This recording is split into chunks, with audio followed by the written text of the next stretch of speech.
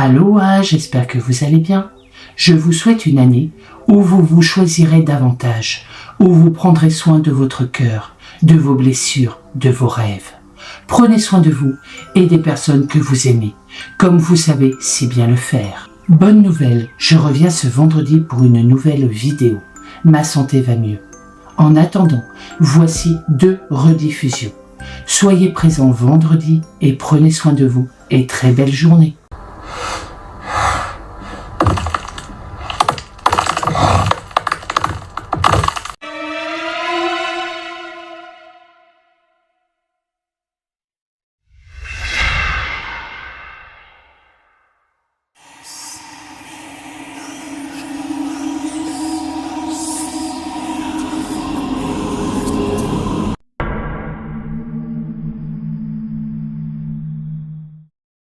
Depuis des siècles, d'étranges créatures seraient observées dans les forêts d'Europe du Nord.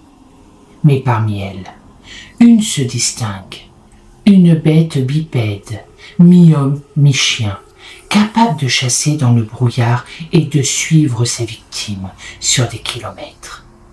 Voici le dossier le plus terrifiant jamais enregistré. La rencontre entre 4 jeunes voyageurs et le Dogman. Les forêts de l'Europe du Nord sont anciennes. Elles existaient bien avant les villes, bien avant les routes, bien avant l'homme. Elles respiraient déjà lorsque nos ancêtres n'étaient que des ombres, terrifiés par la nuit. Et dans ces forêts, il y a des choses que même la lumière n'ose pas toucher. En Hollande, au cœur du Véluve, un ancien garde forestier disait: certains soirs, les arbres se taisent, et quand la forêt se tait, court. De l'autre côté de la mer du Nord, dans les bois du Kent, en Angleterre, un vieil homme affirmait avoir vu, une nuit de brume, un géant sombre marcher entre les troncs, droit comme un humain, mais respirant comme une bête affamée.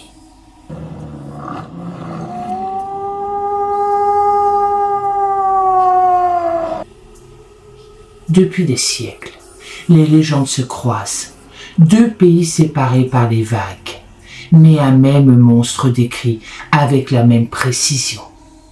Des yeux jaunes, un torse colossal, des griffes capables de déchirer le bois, et une démarche impossiblement humaine.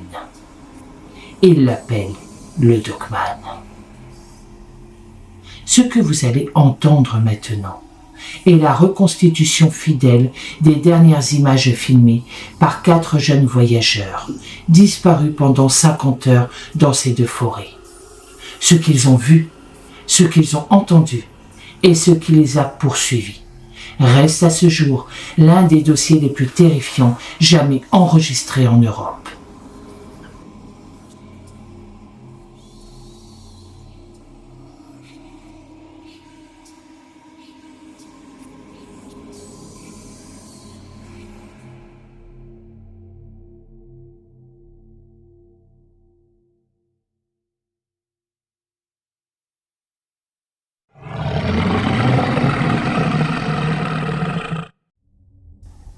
Liam, Nora, Dieter et Sacha, âgés de 22 à 24 ans, étudiants, rêveurs, passionnés de mystère et de paranormal.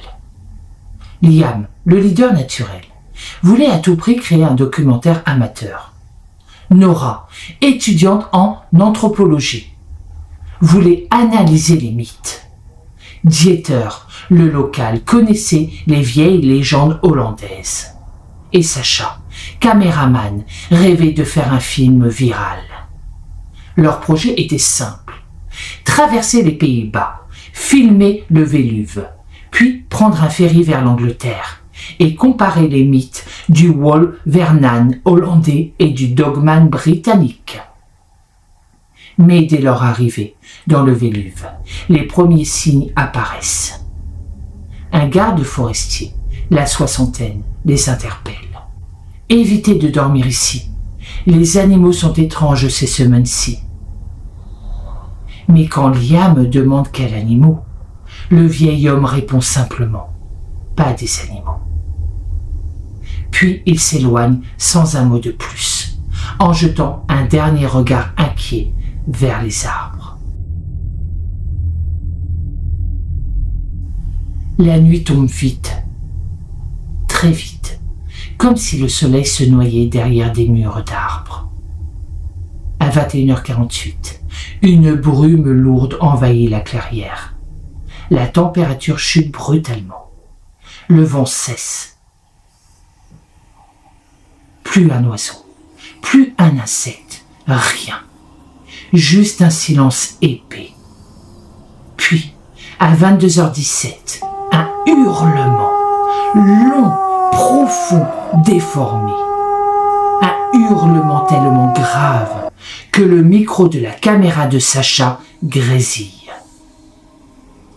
Ce n'est pas un loup, ce n'est pas un chien, ce n'est même pas un animal.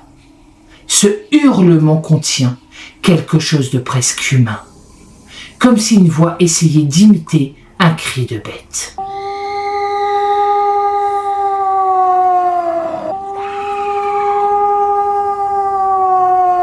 Les 4 amis sortent la tête de la tente. Et là, au loin, 2 yeux jaunes scintillent dans la brume.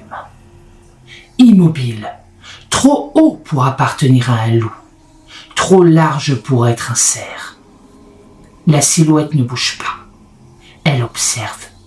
Elle respire fort. Une respiration profonde, grondante, presque consciente. Puis, d'un mouvement soudain, elle disparaît dans la brume, sans un bruit.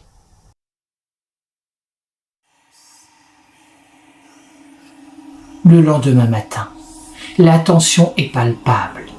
Sacha filme le sol et découvre des empreintes gigantesques, presque humaines, mais avec des griffes, des orteils allongés et un poids qui écrase la terre comme une presse. Certaines empreintes sont doubles, comme si la créature alternait entre 2 pattes et 4. Nora murmure « Aucun animal n'a une empreinte comme ça ». Dieter pâlit immédiatement. Il reconnaît une vieille légende hollandaise. Le Walvenman, un être capable de marcher comme un homme et courir comme un prédateur. Le groupe commence à douter, mais ils continuent leur voyage. Ils veulent comparer ces traces avec celles du dogman anglais. Les voilà partis, mais personne ne dit un mot pendant le trajet vers le ferry. À bord du ferry, la mer du Nord est grise, agitée, comme si elle savait ce qui approche. Sacha filme l'horizon, puis il zoome sur quelque chose flottant entre les vagues. Un animal? Un cerf? Mutilé? Ouvert de haut en bas, comme si un prédateur avait arraché toute la cage thoracique d'un seul coup. Nora panique. Elle veut arrêter le projet. Elle supplie Liam de faire demi-tour. Mais Liam, obstiné, refuse. On doit finir ce documentaire. On doit comprendre ce qui s'est passé. Ils n'en savaient rien encore. Mais la créature qui les avait observés dans le Véluve n'était peut-être pas restée au pays. Ou c'était une autre créature. Arrivés en Angleterre, ils se rendent dans les forêts du Kent. Des bois anciens, tordus, brumeux. Une atmosphère lourde, presque suffocante. Ils interrogent les habitants. Un agriculteur affirme « J'ai vu quelque chose courir à 2 mètres de haut. Pas un homme, pas un ours. Quelque chose entre les deux. C'était terrifiant. » Une femme raconte avoir entendu un cri. Comme si quelqu'un hurlait en agonisant, mais trop aigu pour être humain. Un homme âgé, assis devant sa maison, dit d'une voix tremblante « Ne restez pas ici cette nuit. Si vous entendez le hurlement 2 fois, la 3e, il sera juste derrière vous. Malgré les avertissements, le groupe décide de filmer une seconde nuit.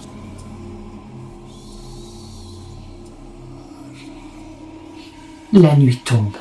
La brume engloutit lentement les arbres. Les caméras thermiques captent une forme gigantesque, bipède, mais mouvante, trop rapide. À 23h54, un hurlement, plus long, plus profond, plus terrifiant que celui du Véluve. Le Dogman est là. Puis un rire, un son guttural, distordu, comme si la créature imitait un humain. La tente tremble, une griffe lacère le tissu. Les amis hurlent de terreur. Sacha filme tout en courant hors de la tente. La forêt est un labyrinthe de brume. On entend la créature marcher autour d'eux, à 2 pattes, puis à 4, puis à 2, encore et encore. Elle joue avec eux. Comme un prédateur certain de sa victoire, certain de terrifier son environnement. Les 4 amis sont terrifiés de terreur.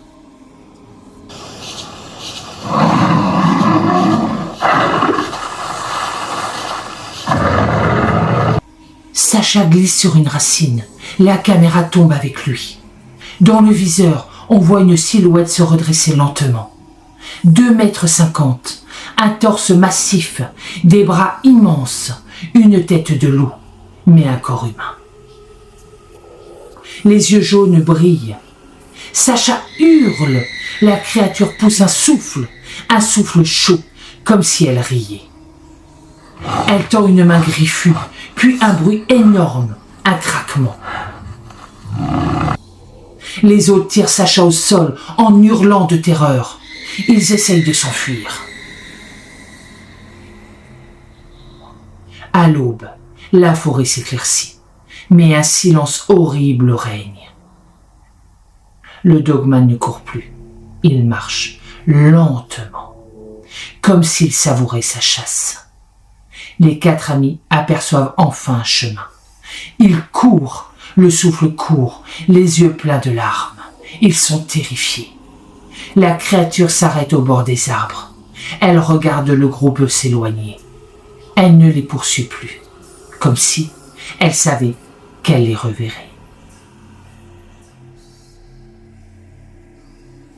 Les secours britanniques retrouvent le groupe au bord de la route, déshydratés, couverts de boue, tremblants, muets. Ils ne peuvent pas expliquer ce qu'ils ont vu, ce qu'ils ont entendu, ce qui les a suivis. Les autorités classent l'affaire.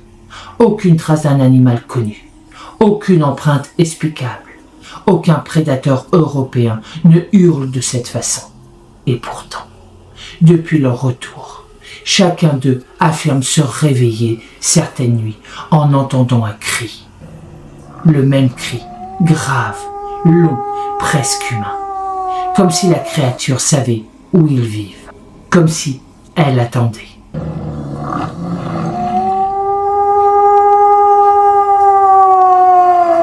Dans les forêts du Véluve et dans les bois du Kent, les habitants jurent qu'on peut encore entendre parfois, au cœur de la brume, le hurlement du Dogman.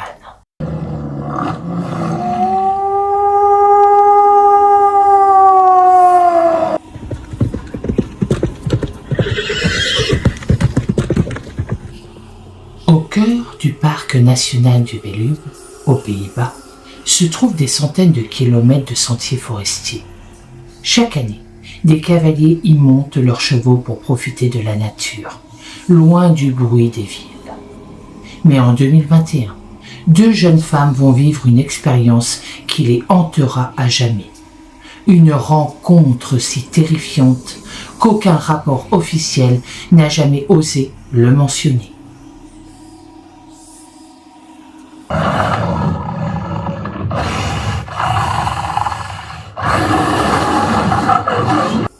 Lina, 23 ans, et Zoé, 22 ans, deux passionnées d'équitation.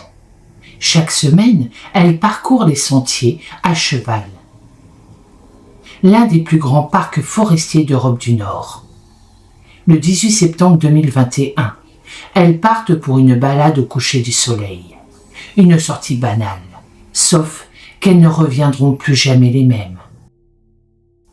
Vers 18h40, les deux cavalières empruntent un sentier étroit bordé de pins. La lumière diminue. Les ombres s'allongent. Soudain, Storn, le cheval de Lina, s'arrête net. Il souffle fort, tremble, refuse d'avancer. Les filles regardent autour d'elles, mais tout semble normal. Jusqu'à ce qu'un cri déchire le silence. Un cri long, grave, ni humain ni animal.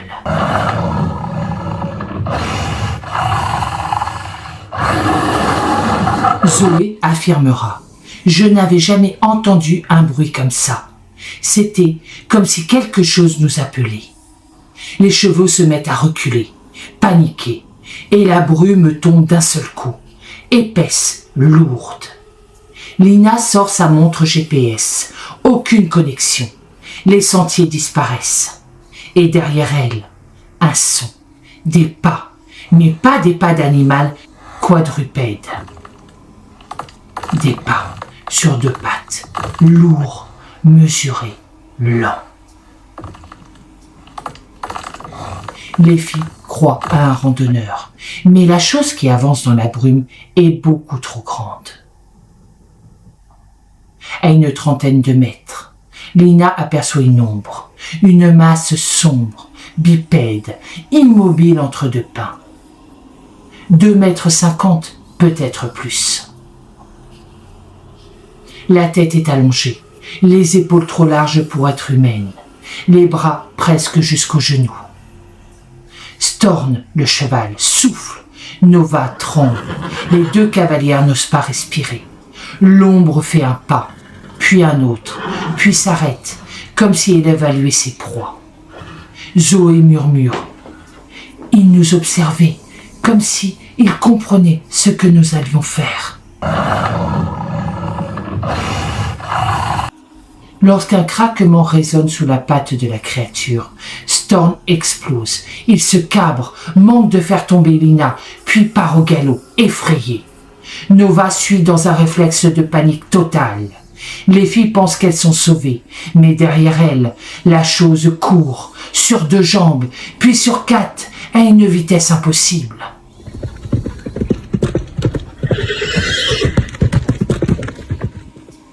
La créature court à côté d'elles, à leur hauteur, sur un talus.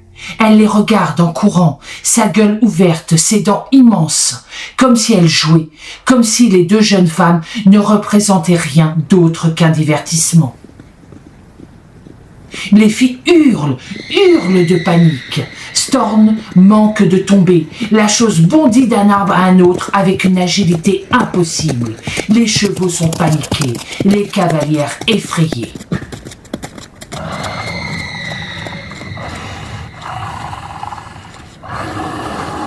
Les chevaux atteignent un pont, isolé, rarement emprunté.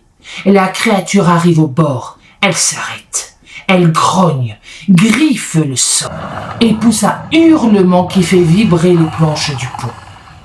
Les cavalières traversent, mais la créature reste de l'autre côté, comme bloquée par le ruisseau.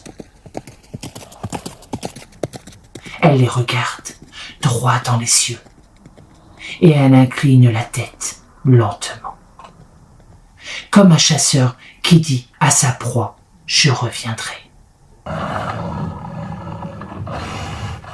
Les 2 cavalières débouchent enfin hors de la forêt. Les chevaux sont couverts d'écume.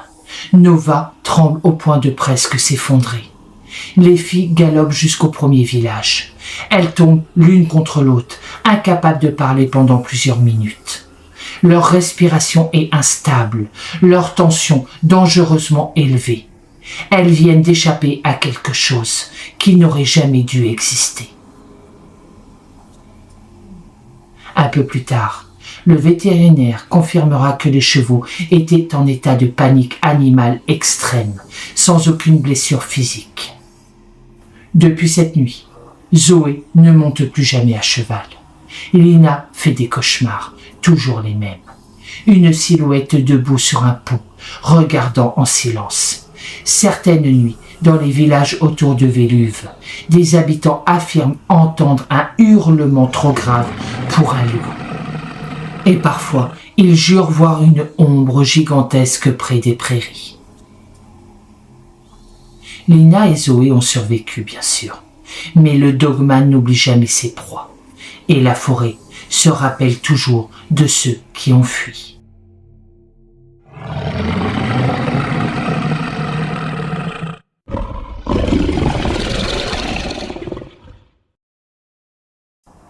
Dans la province boisée du Gelderland, aux Pays-Bas, une jeune cavalière a vécu l'un des témoignages les plus effrayants jamais rapportés concernant une mystérieuse créature bipède à l'allure de chien.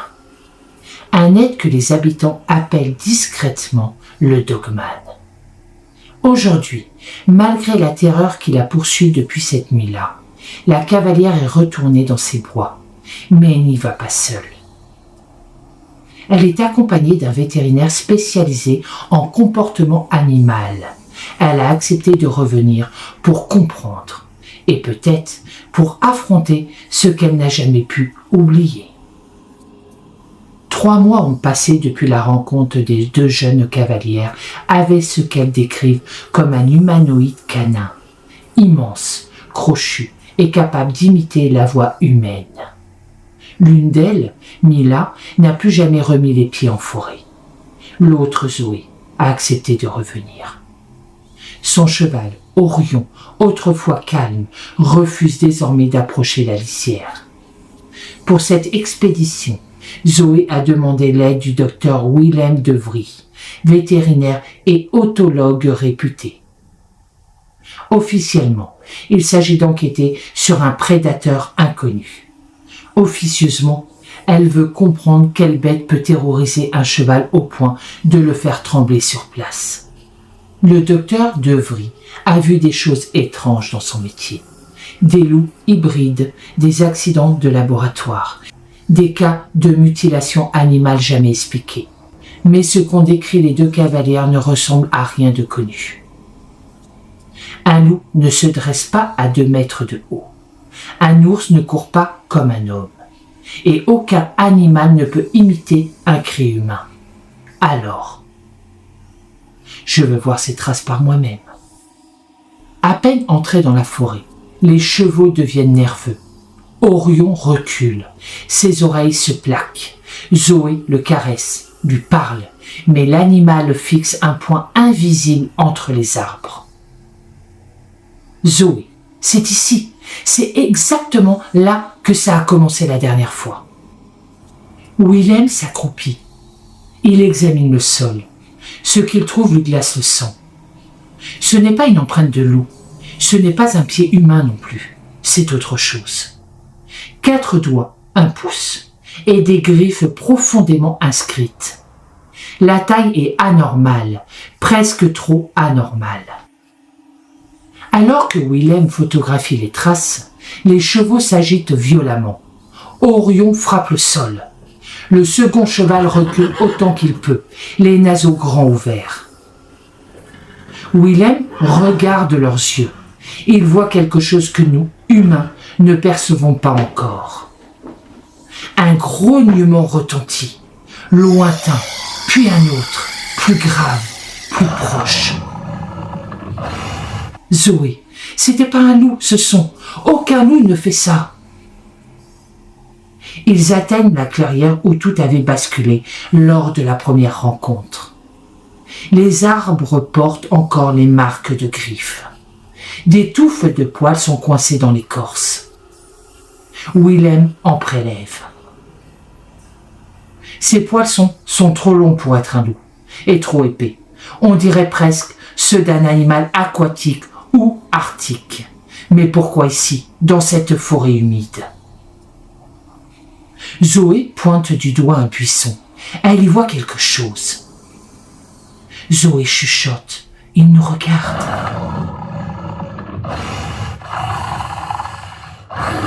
Willem ne voit rien, sauf 2 reflets jaunes, brièvement derrière les branches. Le vent tombe d'un coup. Les oiseaux cessent de chanter. La forêt entière retient son souffle. Puis, quelque chose se met à tourner autour d'eux. Willem est très tendu. Il nous contourne. C'est un comportement de prédateur. Un craquement, puis un autre, toujours derrière eux, jamais devant, comme s'ils préparaient une attaque ou une intimidation.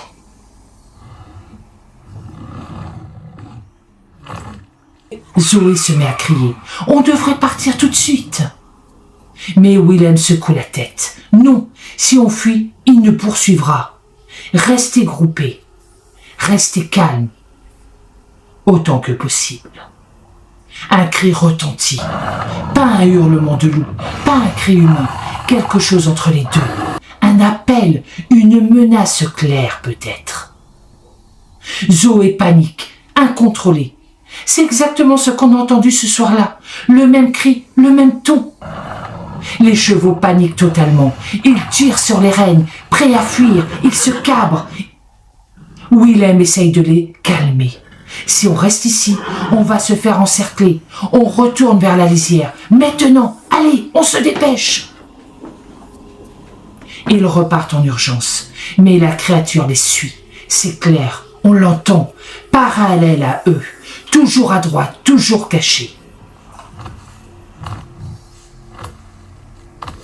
Zoé dira à Willem, il nous laisse partir ou il nous pousse dehors. Willem ne répond pas, il écoute, analyse. Il essaye de comprendre ce qui se passe. Willem répondra à Zoé, je ne pense pas qu'il veut nous attaquer. Je pense qu'il défend son territoire. À quelques centaines de mètres de la sortie, tout s'arrête. Plus de bruit, plus de pas, plus rien. Zoé croit que c'est fini, jusqu'à ce que la créature se montre, enfin. Un craquement puissant, une respiration rauque, surhumaine. D'un coup, la créature sort de derrière un pin massif, à 4 mètres d'eux. Grande, trop grande, un torse humanoïde, une tête lupine, des pattes avant dépassant presque les genoux, et surtout des yeux jaunes, presque intelligents, calculateurs. Zoé se met à trembler. Elle sanglote. C'est lui, c'est le même, j'en suis sûre. Willem, tremblant malgré lui, ne bougez pas surtout. La créature avance d'un pas, puis 2. Elle renifle l'air. Un grondement profond sort de sa gorge. Puis, elle fait demi-tour et disparaît entre les arbres. Comme si elle avait jugé qu'il ne représentait plus une menace. Zoé et Willem ne sont jamais retournés dans cette forêt. Les poils prélevés ont été envoyés à un laboratoire universitaire. Les résultats officiels concluent à un animal indéterminé, sans correspondance génétique connue dans la base de données. Depuis, d'autres témoignages ont émergé. Randonneurs, forestiers, habitants de villages isolés. Tous décrivent la même créature, le même cri, les mêmes yeux, et tous affirment que, lorsqu'on le croise, on comprend immédiatement que ce n'est pas un simple animal, mais quelque chose d'ancien, de territorial, de conscient, et qui n'aime pas être dérangé.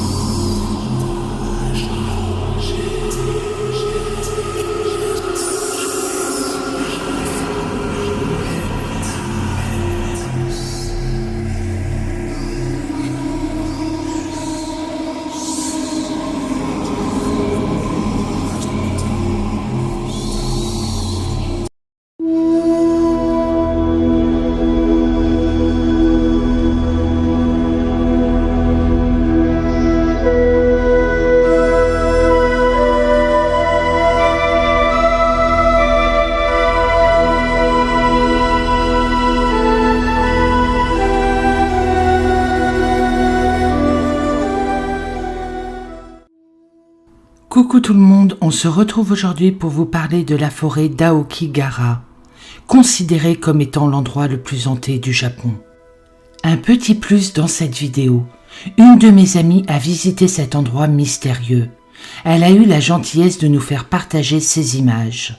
Partons ensemble parcourir cette forêt mystérieuse.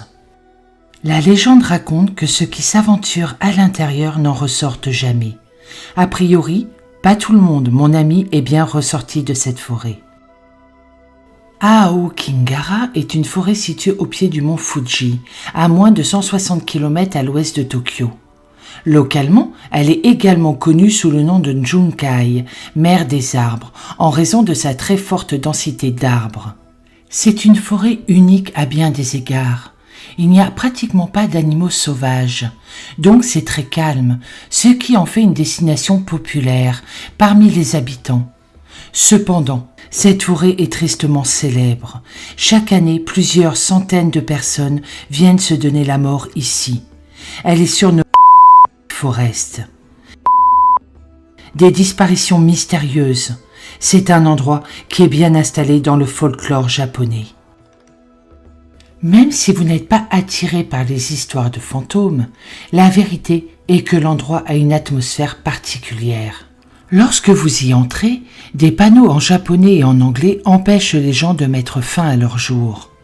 Un panneau à l'entrée indique « Votre vie est quelque chose de précieux qui vous a été donné par vos parents », tandis qu'un autre indique « Méditez une fois de plus sur vos parents, vos frères et sœurs et vos enfants ». Il faut savoir que toute la forêt a poussé sur un ancien champ de lave. Elle en est recouverte. Suite à une ancienne éruption volcanique du mont Fuji, nous pouvons y trouver des arbres très anciens avec beaucoup de pierres volcaniques. La forêt a été formée sur des anciens champs de lave. Elle est également très dangereuse, suite à des énormes crevasses formées suite à la lave dissimulée sous des feuilles. Beaucoup d'ossements ont été retrouvés dans cette forêt, ainsi que des squelettes. Le Japon est le pays de prédilection des fantômes. Dans la religion principale du Japon, le shintoïsme, il vénère des esprits qui sont un peu partout, dans les pierres, dans les arbres, les animaux. Ils sont appelés les kamis. Dans le folklore japonais, il y a également beaucoup d'histoires sur les spectres. Beaucoup de films ont été créés suite à ces croyances. Un exemple, The Ring Bridge. Selon les Japonais, Aokigahara Junkai, qui signifie mer d'arbres, serait l'endroit le plus hanté du Japon. Les Japonais racontent que la forêt serait hantée par des esprits tourmentés qui s'amuseraient à faire peur aux promeneurs égarés. Hormis les histoires, il y a beaucoup de disparitions mystérieuses. Dans cette forêt, il est très facile de s'y perdre. D'ailleurs, nombreux ceux qui ont été retrouvés sans vie, perdus ou qui ont chuté et qui sont décédés suite à leurs blessures ou de faim. Certaines parties de la forêt n'est pas accessible. Elle est surveillée par des gardes forestiers. Suite à l'appel du gouvernement japonais pour éviter que des personnes mettent fin à leur jour. Aokigahara a été associé à la mort et aux mauvais esprits, connu sous le nom de Yuren dans l'ancien folklore japonais. Une ancienne tradition japonaise aurait été pratiquée où les personnes âgées et les malades étaient transportés dans la forêt pour mourir. Leur esprit en colère, le Yuren, hante la forêt, encourageant les personnes qui veulent mettre fin à leur jour d'y entrer pour réaliser leur terrible envie de mourir. Les Japonais croient que si une personne meurt d'une mort subite, non naturelle ou violente, l'esprit se transformera en Yuren. Si un corps n'est pas correctement enterré ou si une personne meurt avec des sentiments forts et négatifs tels que la dépression ou la rage, alors l'esprit se transformera en Yuren. Il y a beaucoup d'esprits en colère dans cette forêt. Les personnes qui ont parcouru cette forêt se sont décrites comme paniquées et ont dit qu'elles avaient l'impression que les arbres essayaient de les engloutir. Depuis les années 50, plus de 500 personnes qui ont mis fin à leur jour à Aokigahara et le nombre de corps augmente chaque année. Vous trouverez de nombreux rubans en plastique, comme du ruban adhésif de police, qui serpentent à travers la forêt. Les personnes qui entrent dans la forêt en pensant à mettre fin à leur jour, mais qui ne sont pas certains d'y parvenir, laisseront ces rubans comme des pistes à suivre pour sortir de la forêt. La majorité des gens qui ont mis fin à leur jour se pendent. Les autres font une overdose de pilules. Au moins une fois par an, la population locale et les gardes forestiers se rendent dans la forêt pour rechercher des corps. Ils appellent ça la chasse aux corps. Ces chercheurs ont rapporté avoir entendu des cris aigus et des gémissements dans cette forêt, par ailleurs silencieuse. Les touristes qui bravent les bois prennent des photos et des vidéos montrant des brumes et des orbes. Par ailleurs, les GPS et n'importe quel appareil électronique ne marchent pas dans la forêt d'Aunkingara. Bien que d'une beauté et d'un calme inégalable, elle ne reste pas moins dangereuse, même si l'objectif n'est pas... Comme le verra mon ami, depuis quelques mois, il y a une voiture abandonnée sur le parking qui amène à la forêt. On suppose que le propriétaire est entré sans jamais en ressortir. Personne ne l'a jamais retrouvé. Dans les vieux jours du Japon, il était connu comme un acte de samouraï, comme le seppuku, harakiri. Dans d'autres cas, les familles pauvres abandonnaient les aînés dans les montagnes. Ils étaient incapables de s'intégrer dans la société. Les habitants du coin ne mettent pas fin à leur jour dans cette forêt, car enfants, on leur apprend de ne pas y aller. On leur dit que c'est une forêt effrayante et hantée. Un jour, un géologue a vu quelque chose d'étrange, une sorte de poupée clouée à un arbre. Il dira « Ils ont cloué cette poupée à l'envers comme symbole de leur mépris envers la société. C'est une malédiction. La malédiction est clouée. » Il y a eu un témoignage d'un randonneur qui a vécu une expérience paranormale. L'une de ces histoires vient de Kenji, un randonneur, qui a fait un voyage à Okingara pour faire de la randonnée et aussi par curiosité après avoir écouté toutes les histoires pendant une longue période. Kenji marchait avec un ami à travers la forêt, quand tout d'un coup, tout était calme. Il y avait beaucoup de monde pourtant à côté d'eux, mais tout était très calme et silencieux, comme si chaque bruit des arbres était loin et chaque bruit de personne également. Ensuite, ils ont remarqué ce qu'ils ont pris au début comme un autre randonneur marchant à travers les arbres. Cela s'avérait être quelque chose de beaucoup plus étrange. Voici ses propres mots. Nous pensions que c'était un autre randonneur, mais nous avons ensuite réalisé que cette personne n'avait aucun détail, aucune couleur, a expliqué Kenji. C'était comme s'il n'était qu'une ombre sans relief. Il semblait également nous suivre, mais il était à l'écart, dans les arbres, et il n'y avait pas de bruit de pas ou de feuilles. C'était étrange, mais c'est devenu plus étrange quand j'ai vu cette silhouette passer derrière des arbres. Je m'attendais à ce qu'il revienne de derrière les arbres, mais à la place, il était soudainement à environ 10 mètres de moi, comme s'il venait de se téléporter. Il n'y a aucun moyen que quelqu'un ait pu parcourir cette distance sans que je m'en rende compte. Après un certain temps, l'étrange intrus est resté là, à nous regarder, et a ensuite disparu sous nos yeux. Un autre randonneur a vécu une expérience effrayante, qui semble certainement être de nature assez paranormale. Cette fois, c'était une femme nommée Keiko, qui à l'époque faisait de la randonnée avec 2 autres personnes. Des choses assez troublantes s'étaient déjà produites lors de leur visite, comme une chaussure au milieu du sentier sur lequel ils se trouvaient sans raison apparente. Cependant, la situation a empiré quand ils ont entendu ce qui ressemblait à un cri dans la forêt.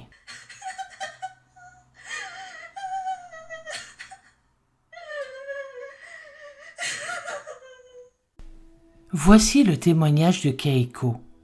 C'était très étrange, mais c'est devenu plus alarmant quand il a semblé devenir plus fort. Nous pensions que c'était peut-être quelqu'un en difficulté, alors nous nous sommes mis à chercher. Trouver cette personne. C'était encore plus étrange, car alors que nous nous dirigions vers ce bruit, la source des pleurs, cela semblait s'éloigner, nous emmenant encore plus profondément dans la forêt. Ce qui a semblé plus effrayant, c'est que les pleurs semblaient devenir plus désespérés et angoissés alors que nous nous approchions. Nous avons appelé, mais personne n'a répondu. J'ai juste pleuré, je n'en pouvais plus d'entendre ces bruits. Nous sommes allés assez loin dans la forêt, jusqu'à ce que finalement, il semble que nous nous approchions de la source. Les pleurs devenaient de plus en plus forts, nous y étions presque, et puis ça s'est arrêté soudainement. Cela s'est arrêté complètement. Nous avons été un peu surpris, puis mon ami a fait remarquer. Et là, suspendu à un arbre, se trouvait un corps d'une femme. Nous sommes sortis de là rapidement et avons contacté les autorités. Mais ce qu'il faut savoir, c'est que cette femme avait mis fin à ses jours il y a bien longtemps. Je me suis toujours demandé si c'était le fantôme de cette femme que nous avions entendu. Un autre témoignage. Un homme marchait dans les bois avec sa femme lorsqu'ils ont été tourmentés par un fort sentiment d'être surveillés et suivis, même si personne n'était là. Ce sentiment de peur augmentait au fur et à mesure qu'ils allaient, comme s'il s'accrochait à eux, et atteignait le point où la femme sentait qu'elle ne pouvait plus respirer, et elle a voulu repartir. Ils sont rentrés chez eux, et la femme avait toujours ce sentiment, et elle m'a eu des vertiges. Voilà le témoignage de son mari. Ma femme a commencé à avoir ce que je peux appeler des épisodes. Soudain, elle tombait dans une sorte de transe où elle s'évanouissait complètement, totalement insensible. Puis, quand elle revenait à elle, elle ne se souvenait de rien. Cela a commencé à se reproduire de plus en plus fréquemment, et j'ai pensé que cela avait peut-être un effet de stress. Puis un jour, elle a commencé à parler dans ses rêves avec une voix qui n'était pas la sienne, parlant de personnes que nous ne connaissions pas. Ma femme ne parle jamais en dormant, et ce n'est pas sa voix. Cela a continué pendant environ une semaine. Nous avons finalement rendu visite à un spectre chinotiste, et ce genre d'épisode s'est arrêté. Je sens à ce jour que quelque chose nous a suivis de cette forêt, même si je ne sais pas quoi. Qu'y a-t-il dans cet endroit qui attire de telles histoires et pourquoi tant de gens viennent-ils ici pour mourir? La terre est-elle imprégnée d'énergie spirituelle négative?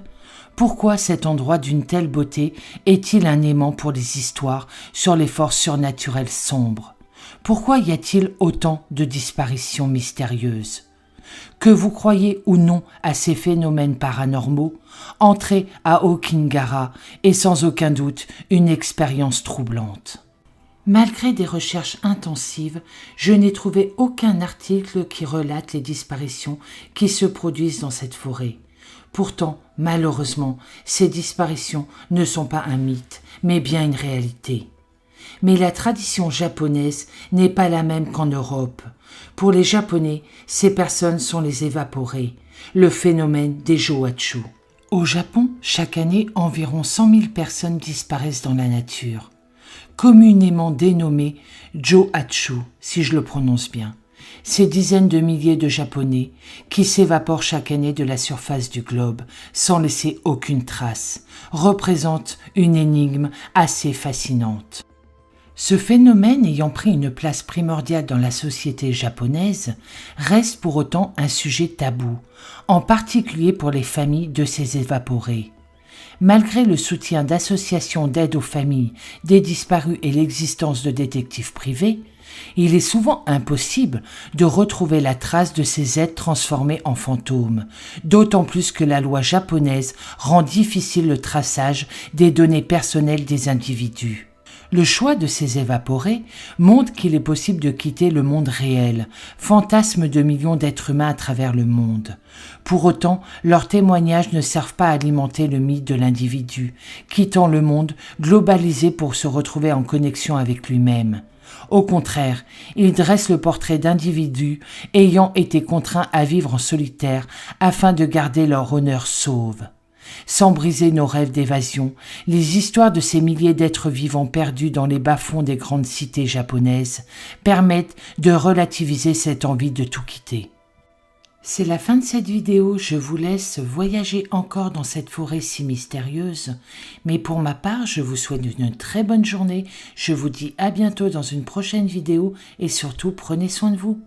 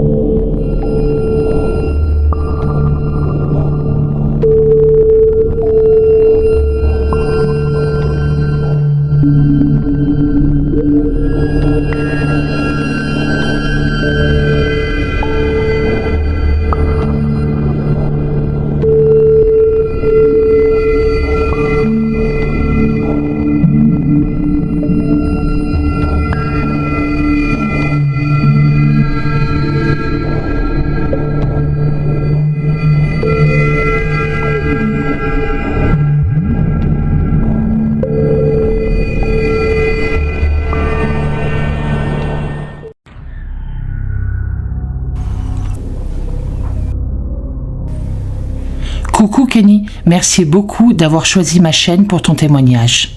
Bonjour Kana, merci d'avoir accepté que je vienne témoigner sur ta chaîne et je tenais en effet à m'expliquer depuis longtemps. Sur cette journée pour ma part, tu es une des seules chaînes que je connaisse qui ne juge pas.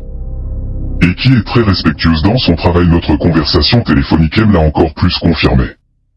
Merci à toi, je tenais à m'excuser à l'avance et demander à Kana de déformer ma voix. Je suis maintenant professeur à l'université et je tiens à vous comprendre à mon anonymat. Bonjour, je m'appelle Kenny, et j'ai vécu une rencontre assez terrifiante. L'hiver de l'année 2015, une expérience qui me marqua à jamais. Je fréquentais l'université du Nevada, dans l'ouest de l'État des États-Unis, caractérisée par ses grandes étendues désertiques et national forest. L'un de mes meilleurs amis vient d'Écosse. C'est un étudiant étranger, originaire d'Édimbourg. Il est passionné par les activités en plein air, comme le camping, la randonnée, et l'exploration surtout. Un jour, il décida de nous emmener en randonnée pour faire du camping sauvage dans la montagne. Il était aussi un randonneur aguerri tout comme nous, et nous nous sommes mis d'accord pour partir avec sa voiture, un 4x4 tout-terrain. Je n'ai plus souvenir de l'endroit exact, mais je sais que nous étions au nord du National Forest. C'est là que nous nous sommes garés le long d'une route sinueuse. Avant de gravir une pente sur un sentier qui n'était accessible qu'à pied, je me souviens que nous étions constamment en train de regarder autour de nous, à cause de la présence des lions de montagne dans cette région. Nous avions pris avec nous des speed défense en cas d'une éventuelle rencontre avec eux. En général, les lions de montagne sont des prédateurs furtifs. Quoi qu'il en soit, notre marche s'en est retrouvée plus lente et plus prudente qu'elle aurait pu l'être dans d'autres circonstances. À cause de l'attention constante que nous portions sur les environs, l'endroit où nous allions n'était pas un terrain de camping proprement parlé. C'était un lieu boisé et montagneux qui avait attiré l'attention de mon ami. Pour moi, il y avait certainement de plus beaux endroits au Nevada. Il allait camper, mais nous l'avons suivi de bon cœur. Nous voulions que notre ami puisse profiter de cette journée. Il semblait vraiment content par le fait qu'il y ait de bonnes chances pour que nous soyons les premiers à camper dans cette zone. Il nous a fallu près de 2 heures pour atteindre l'endroit où nous devions camper, sur un terrain plat. L'endroit offrait une vue surprenante et assez étrange aussi. Quelques mètres après se trouvait un versant qui menait au sommet d'une autre montagne.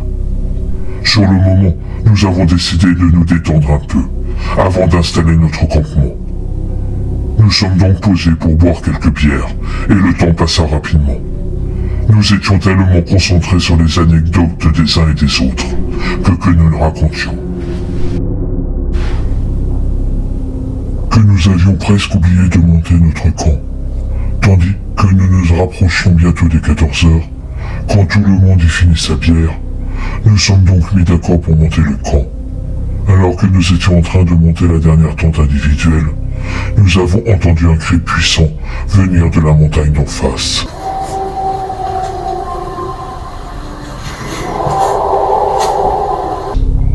Malgré l'étrangeté du cri, ma première réaction a été de penser qu'il s'agissait peut-être de quelqu'un qui cherchait à nous faire peur.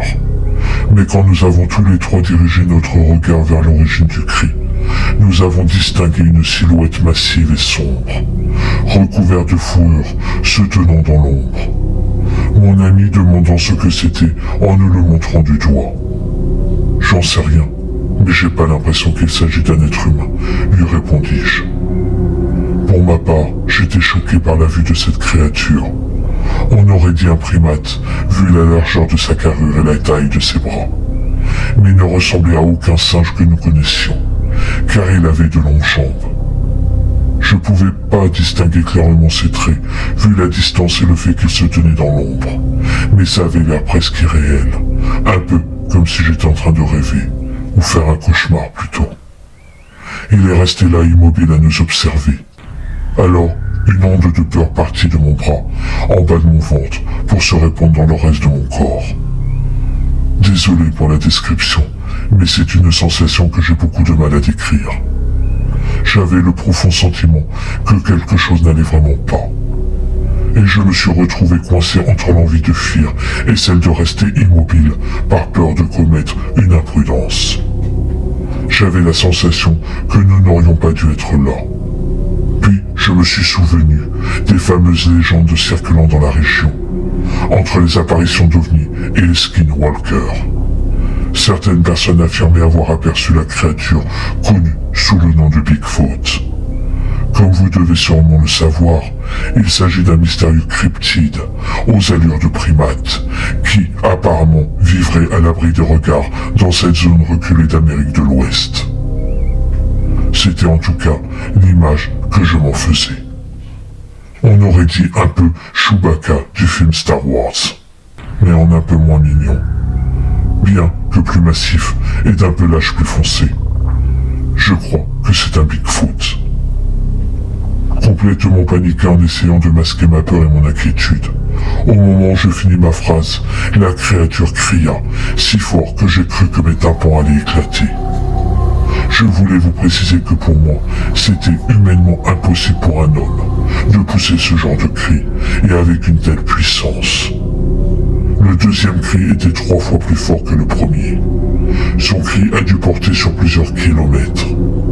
Si un autre randonneur passait dans les environs, il était tout simplement impossible que cette personne ne l'entende pas.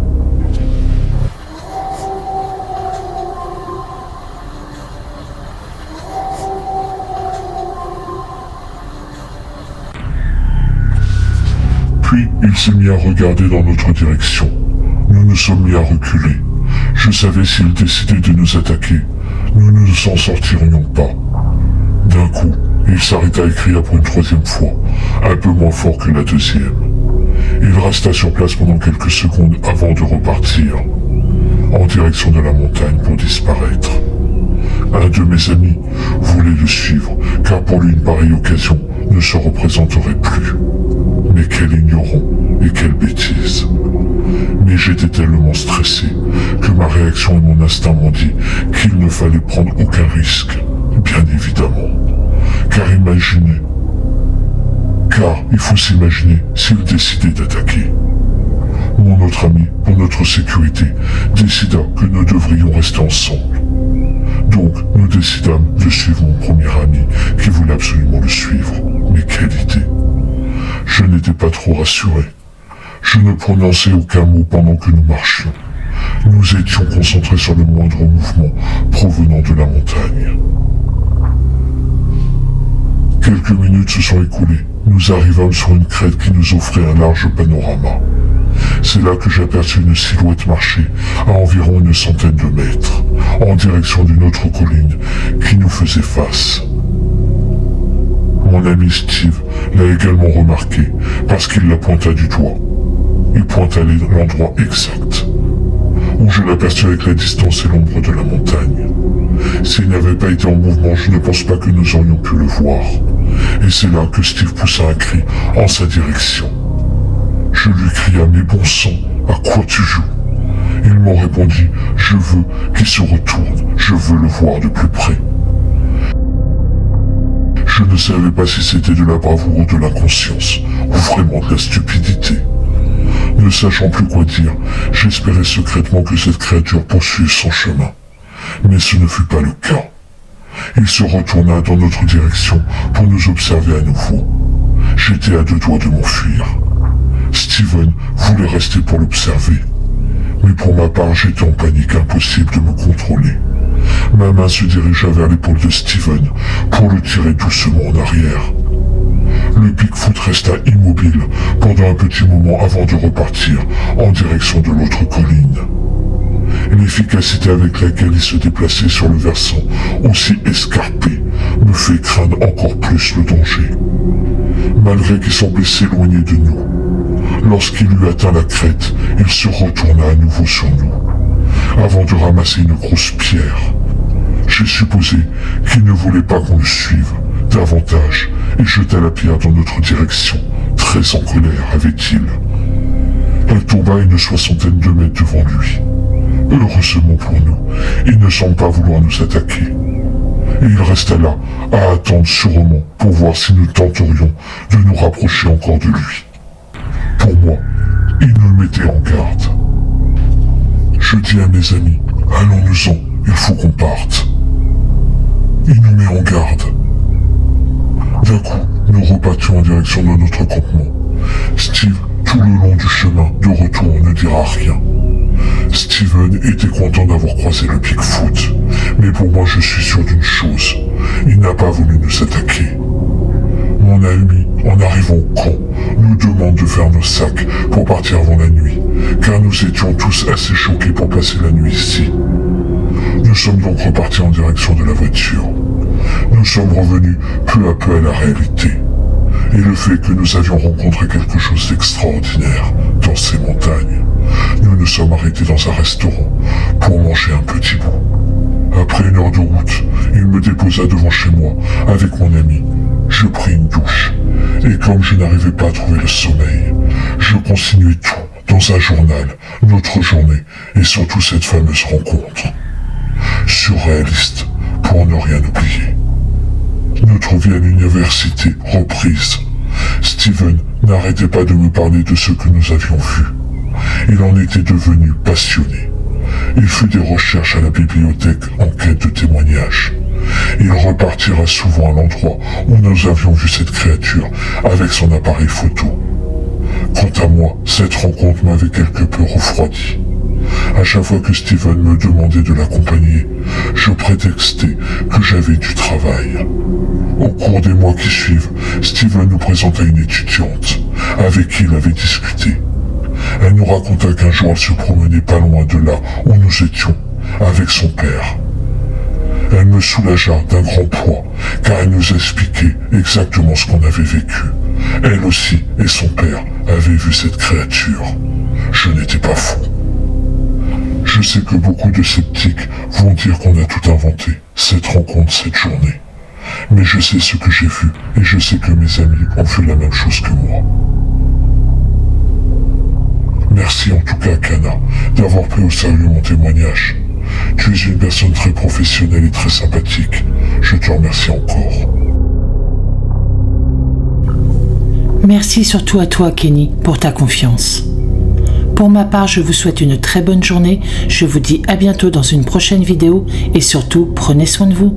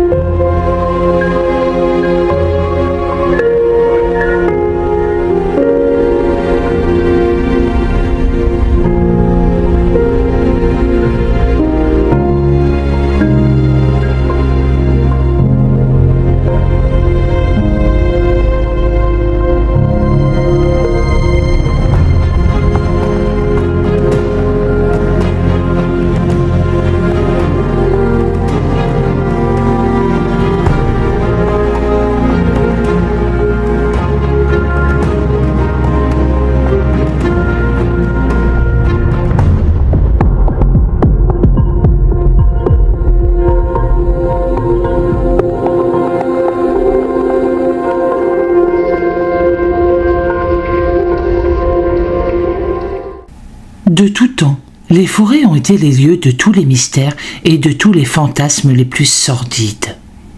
C'est inscrit dans la nuit des temps, et toutes les légendes en font état.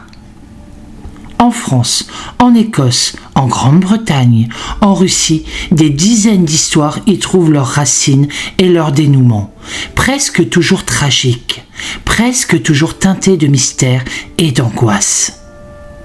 Partout, sorcières, mages, charbonniers, inquiétants et bandits de grands chemins ont laissé des traces qui ont survécu au rationnel et au raisonnable.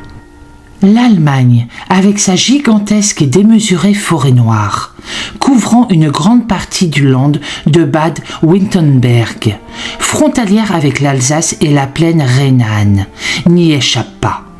Elle est le pendant géologique des Vosges.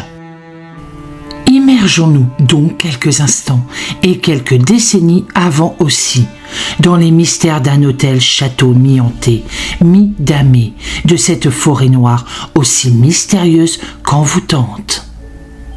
Il n'est guère étonnant de voir qu'il est toujours encore utilisé de nos jours comme lieu de tournage de séries et de films effrayants.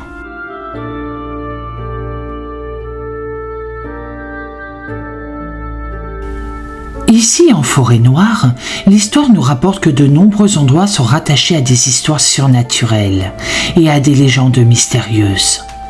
Dans certains endroits, ils y apparaissent comme nombreux. Les arbres, les rochers, les sources et les lacs auraient des pouvoirs miraculeux, voire presque magiques. En tout cas, irrationnels et non expliqués en l'état actuel des connaissances par la science et le savoir des hommes. Mais qu'est-ce qu'il y a vraiment dans ces récits ? Qu'est-ce qui s'est passé là-bas au temps jadis ? Ou sont-ce seulement des endroits choisis où nous vivons de manière particulière ? Les forces primordiales de la nature ? Dès les années 1930, les rois et les célébrités du monde sont entrés et sortis de l'hôtel Walslunds, aujourd'hui abandonné, qui a été le lieu de tournage de films effrayants et d'horreur. En plein milieu de la forêt, il ressemble à un château fantôme 1000 fois hanté. Jadis, les philosophes disaient déjà que l'homme avait besoin pour se nourrir de légendes plus que de pain. Et les écrivains allemands s'y sont donnés à cœur joie. En 1902, le grand hôtel Walslunds a ouvert ses portes, niché au cœur sombre de cette forêt séculaire et silencieuse. Son nom déjà n'est pas sans donner la chair de poule. Walslunds signifiant terreur de la forêt. L'hôtel ne sera abandonné, et le mot est bien choisi, qu'en 2005, après de multiples tentatives de réhabilitation, toutes manquées et toutes marquées par le mystère de l'inconnu et la mort qui rôdait, lancinante, insidieuse. Connu et réputé par un bouche à oreille, où l'originalité le dispute à l'exclusivité, prince, sultan, roi, haute noblesse, bref tout le gratin des monarchies et des empires européens, y est venu, entré et sorti. En 1926, le roi Gustave V de Suède y résidait déjà lors de longs séjours, et dans les années 1930, des stars de cinéma, ceux notamment du cinéma muet, comme Douglas Fairbanks et Mary Pickford, y séjourneront. L'hôtel du château était alors l'une des maisons de la haute société, là où il fallait absolument paraître. L'âge d'or fulminant de cet hôtel-château, au château-hôtel, c'est selon l'envie, et celle de la gestion, en main de fer gantée de velours, d'une entreprise familiale matriarcale, régie par Adèle B., Adi pour tous. Elle était considérée comme la bonne âme de la maison, y attirant la bonne société, les incontournables, m'as-tu vu, accourus de toute l'Europe et même de l'Orient fastueux, avec des événements de danse et de congrès alors uniques et très rares, alors on s'y presse. L'histoire, fugace et éphémère, ne nous dit pas tout, mais il semblerait qu'elle y soit morte de curieuse façon dès 1949. Et depuis, vengeresse, punitive, il se dit et s'écrit qu'elle y opère des ravages. Avec la Seconde Guerre mondiale et la mort d'Adi, peu de temps après, tout était fini d'un seul coup. Le mirage avait disparu, l'alchimie n'opérait plus et la ruine menaçait. La maison est devenue un temps un hôpital militaire sans gloire et sans espoir. Les employés des lieux soupçonnent œuvrer dans un endroit maudit et damné, d'où il faut fuir. Et vite, pour son salut et celui de son âme. Les murs jadis somptueux, les lustres d'antan, le jardin, bouleversé par les bombes et les tombes, n'ont alors plus vu que des grabataires et des morts. C'est peut-être pour cette raison que ces mêmes employés de l'hôtel, rouverts un temps, chuchoteraient dès les années 60. Ils étaient convaincus que cet hôtel-château, aux destinées multiples mais toutes fantasmagoriques, était un lieu maudit et un lieu d'âme éternellement perturbée. Restés coincés ici, sur le chemin de l'au-delà, qu'elles n'atteindront, hélas, jamais. Et en 2005 a sonné le glas. Avec la ruine comme fond de teint, les lieux menacent ruine et reposent à jamais sous leur épaisse gangue de mystères et d'interdits.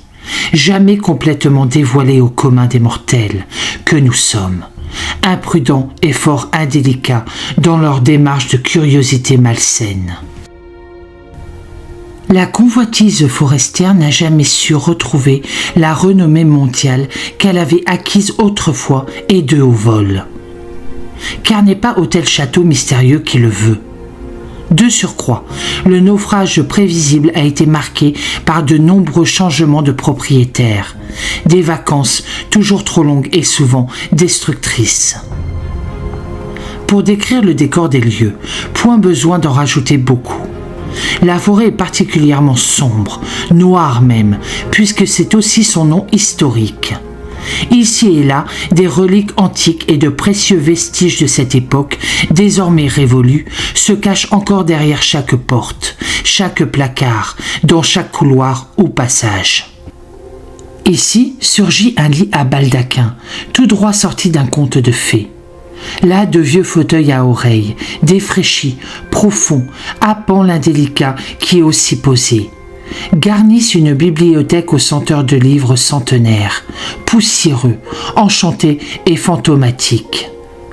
Seulement ici et là, une frêle fente de lumière d'une porte penchée brise encore l'obscurité et les rares vitres intactes dont leur huisserie claque au vent mauvais. Partout de hautes colonnes de marbre blanc, jaunies par le temps, projettent de lourdes ombres à travers l'obscure et glaciale salle de danse. Le soleil, recouvert d'un tapis noble usé jusqu'à la corde, grince à chaque pas, aventuré au-delà du raisonnable. Le stuc somptueux, qui s'effrite en larges pans, témoigne d'une époque noble, révolue à jamais, qui a autrefois rempli de vie et de plaisir sacré, caché, interdit, ce remarquable bâtiment, trésor de l'art nouveau. Des scientifiques de l'Institut pour les zones frontalières de la psychologie et de la psycho-hygiène de Fribourg se sont alors intéressés à la légende. Nous pourrions même dire, sans nous tromper, aux légendes de l'hôtel-château et ont étudié les cohortes d'histoires hantées qui s'y sont passées. Pendant des mois, les chercheurs autour du chef d'enquête, le Dr Gerhard Mayer, ont évoqué d'anciens invités et employés et ont entendu des choses incroyables et terribles. Il leur a été rapporté que certains soirs, outre le vent qui s'insinuait partout, les verres tremblaient dans le bar. Les bouteilles de bière se vidaient à moitié vides, sans jamais avoir été ouvertes. Une femme reconnue par certains peureux et terrifiés comme étant la réincarnation de la défunte Adi, portant un voile blanc, hantait les couloirs. On voit des ampoules qui se fragmentent dans des lustres à 13 branches. On entend aussi un bébé qui crie longuement dans la nuit, bien qu'il n'y ait pas eu jamais d'invité avec un bébé. Et la liste des phénomènes paranormaux est fort longue, enrichie encore de cet ascenseur qui ne s'arrêtait jamais au niveau, éternel voyageur du temps, ou ses pas entendus dans des couloirs déserts. Des conclusions ont été tirées par ces scientifiques, psychologues frontières. Leur explication la plus rationnelle réside dans le fait qu'une grande partie de ces phénomènes inhabituels peut être liée à l'électricité domestique. Mais les plaintes des invités, lorsque le site avait rouvert, par cycles successifs, se seraient également accumulées. Une ancienne directrice générale de l'hôtel leur raconte. Nous avons déjà eu des invités dont la femme était tout à coup très effrayée. Elle s'est baignée et était sûre que son petit ami se tenait derrière elle dans la salle de bain et lui touchait l'épaule par derrière. Or, lorsqu'elle se retourna, il n'y avait personne et son petit ami était allongé sur le lit dans la chambre. Ils sont repartis tout de suite effrayés. Les employés rapportent aussi avoir été frappés à plusieurs reprises par l'étrangeté de 2 peintures à l'huile. Une image d'Adi, fort jeune, et celle d'un ecclésiastique appelé l'évêque, qui changent inopinément et sans explication rationnelle leur expression faciale en fonction de l'attention du spectateur. Tout cela relève d'un mystique et de l'étrange, frissant l'irrationnel et le surnaturel. Selon ces chercheurs donc, le lieu même, enfoui dans les mystères insondables de la forêt et l'hôtel-château, offrait des conditions idéales et même optimales pour les illusions de perception. En effet, difficile d'accès, il est bâti de manière confuse et hétéroclite, sans logique domestique. Il dispose d'un grand nombre de pièces et de nombreux coins et est plutôt mal éclairé dans l'ensemble. Si l'on prend au sérieux les connaissances précédentes de la recherche sur les lieux hantés, toutes ces caractéristiques citées font de l'hôtel-château Walslunds un endroit parfaitement approprié pour l'apparition de nombreux vrais phénomènes paranormaux.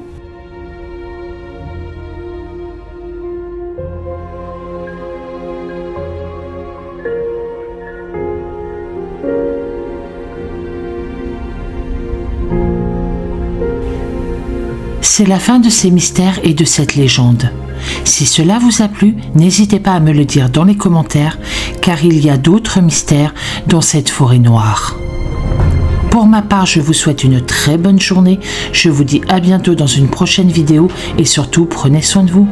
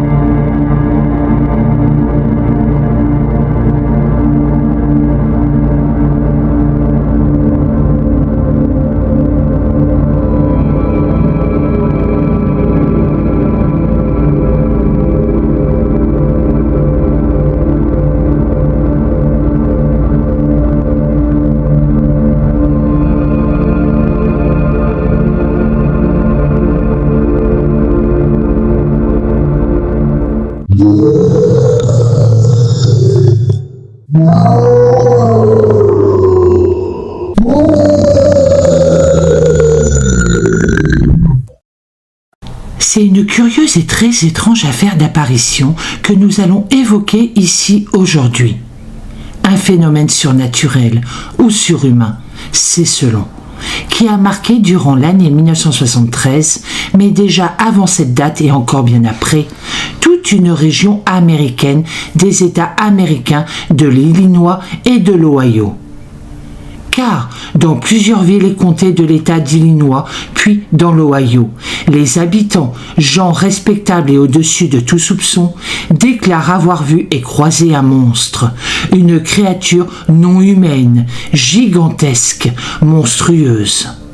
Le phénomène durera 6 mois au moins, sans faillir et sans s'arrêter vraiment.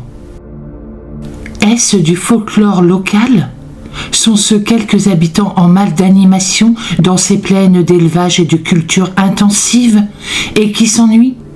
Est-ce du règne du paranormal ou de l'inexpliqué ?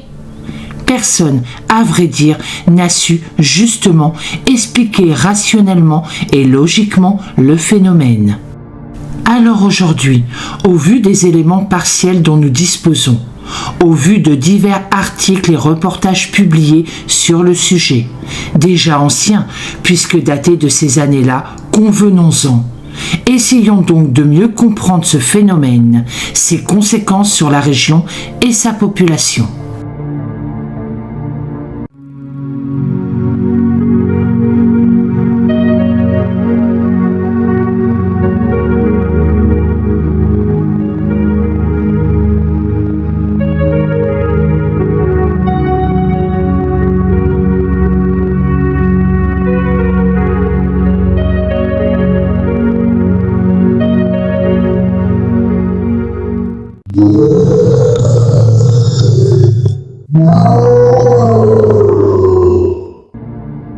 Nous sommes donc dans l'État de l'Illinois, aux États-Unis. Là, c'est le cœur de l'Amérique traditionnelle, grosso modo, au centre-est du pays, avec les grandes villes de Springfield et surtout la capitale industrielle, l'immense mégalopole que constitue Chicago. Sinon, partout autour, de grandes et immenses plaines à perte de vue. Dans les communautés paisibles de Murphy-Boswell, Mont-Vernon et Edwardsville, plusieurs habitants qui ne se connaissent pas et n'ont aucun centre d'intérêt commun ont déjà signalé à plusieurs reprises avoir aperçu quelque chose qui pourrait bien ressembler à un monstre. En tout cas cela, la bête ou la créature, c'est selon la façon dont, comme ils l'appellent, n'a pas la forme habituelle d'un être humain ou d'un animal connu. Non, c'est bien plus gros et bien plus terrifiant. Une fois qu'on est loin, qu'on s'est mis en sécurité, les surnoms vont bon train. Le gros monstre boueux, le monstre de Murfreesboro, le monstre de la station de pompage, etc. Avec un peu de recul, il sera finalement renommé et reconnu sous le nom de monstre d'Enfield, la même où il avait été repéré sur une route en avril de l'année 1973, une année quelconque finalement dans l'histoire de ce grand pays. Enfield, dans l'État de l'Illinois, est une toute petite ville, sans histoire, avec à peine 750 habitants à demeure. Ici, il ne se passe jamais rien qui fasse la une des grands journaux du pays, et même de la région. C'est dans la nuit du mercredi 25 avril 1973 que Henry McDaniel, revenant seul d'une réunion tardive avec sa voiture, qu'il entendit soudain, une fois parvenu chez lui, un bruit continu de grattement à sa porte d'entrée. L'aurait-on suivi ? Quelqu'un avait-il besoin d'aide ? Y avait-il une urgence quelconque ? Henry McDaniel s'est rendu à la porte et a vu ce qu'il a d'abord pensé être un ours. Même s'ils sont devenus rares maintenant dans la région, le passé a montré qu'il y en avait eu par endroits, descendus tout droit des forêts épaisses et de la montagne. Pour lui, la bête essayait d'entrer dans la maison où il avait vu de la vie.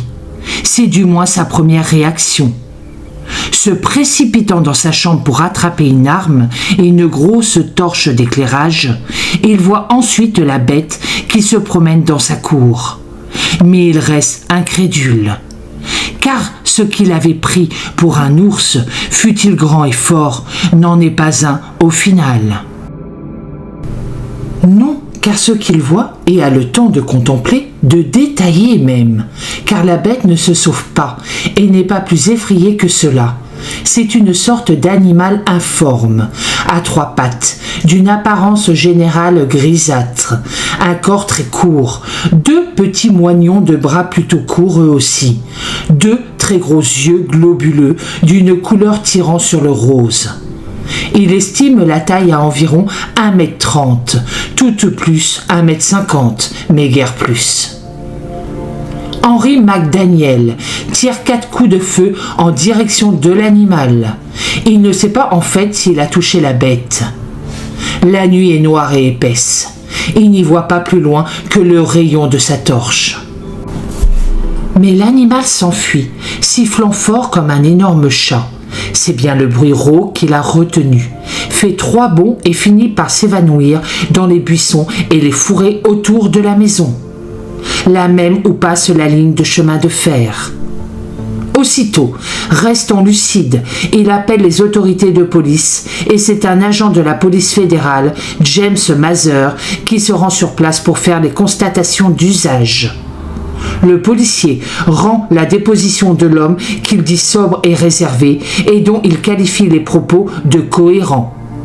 Les recherches autour de la maison, arme à la main à titre de prudence, ne donneront rien. La bête s'est évanouie, ne laissant guère de traces, sauf une empreinte fraîche laissée sur le sol meuble, pouvant ressembler à une patte de chien à 6 doigts. Les quelques recherches entreprises alors auprès des vétérinaires, scientifiques, chercheurs et universitaires du pays ne relèvent la présence connue d'aucune espèce de vertébré connue et identifiée comme telle. Là, le mystère s'épaissit fortement et, sans tarder, ouvre la porte à tout un tas de spéculations, tout aussi irrationnelles les unes que les autres, mais qui ont couru la campagne cette année-là. On parle vite, sans se renseigner vraiment, de mutations génétiques d'animaux tenus captifs en laboratoire non déclaré, d'animaux peut-être rapportés de voyages à l'étranger, atteints d'une maladie et qui auraient muté brusquement. La seule chose dont on semble certain, à ce stade des premières investigations, c'est que l'animal n'est ni un chien ni un kangourou. Car Henry McDaniel a déjà eu les 2 comme animaux de compagnie, notamment un kangourou alors qu'il servait comme militaire en Australie. Il sait à coup sûr les reconnaître. Mais précisons aussi que, hormis le récit qu'Henry McDaniel a fait aux autorités, certaines choses semblent néanmoins clocher. Ici, tout le monde connaissait bien Henry McDaniel et sa crédibilité était quelquefois douteuse. Non pas qu'il était mégalomane ou inventeur de contes, non, mais il aime à se donner un rôle dans une vie trop monotone et rectiligne pour lui.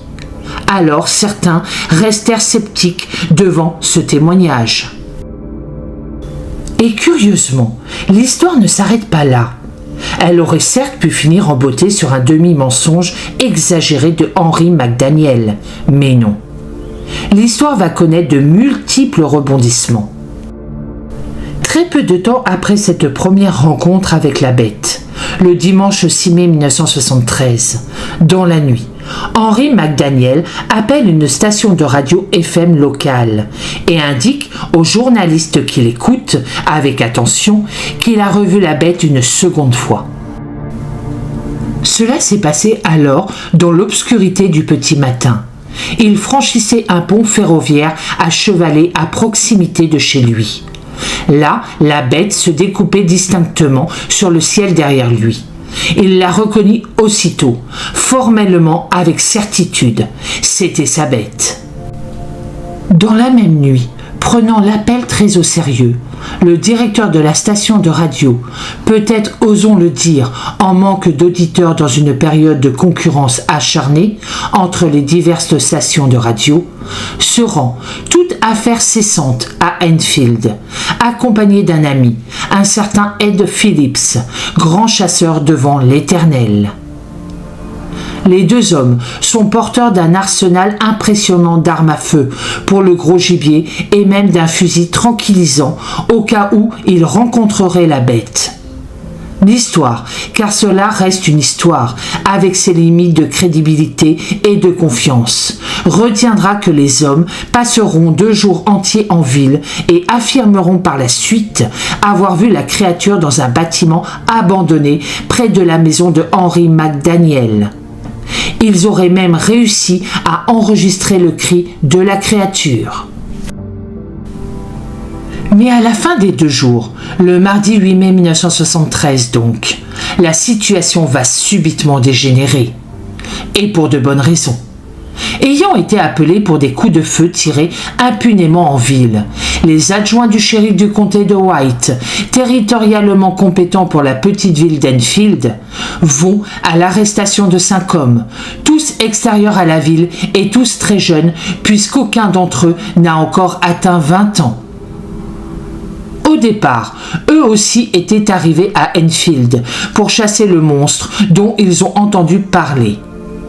2 de ces hommes ont déclaré avoir vu une créature grise et velue se faufiler dans les broussailles et se déplacer plus vite qu'un homme. Ils ont alors tiré sur la bête et affirment l'avoir touchée. On ne retrouvera ni bête ni trace de sang aux divers endroits indiqués. Et cette histoire rocambolesque commence à faire désordre dans cette petite ville paisible. La version d'Henry McDaniel était-elle crédible lors de son appel à la station radio FM locale ? Le directeur de cette dernière n'a-t-il pas exagéré les faits, voulu faire un coup comme on dit dans le métier des journalistes ? Quant aux 5 tireurs, l'incrimination originale de chasse aux monstres n'existant nullement en droit américain, ils seront poursuivis ultérieurement pour tapage, désordre et ivresse. Ils ont sans doute voulu trop s'amuser. Là aussi, on serait tenté de croire que l'histoire va s'arrêter là. Bon, le premier, Henry McDaniel, a peut-être exagéré. Ensuite, en second, les 5 hommes se sont sans doute amusés un peu plus que de raison. Mais non, l'histoire du monstre d'Enfield va se poursuivre.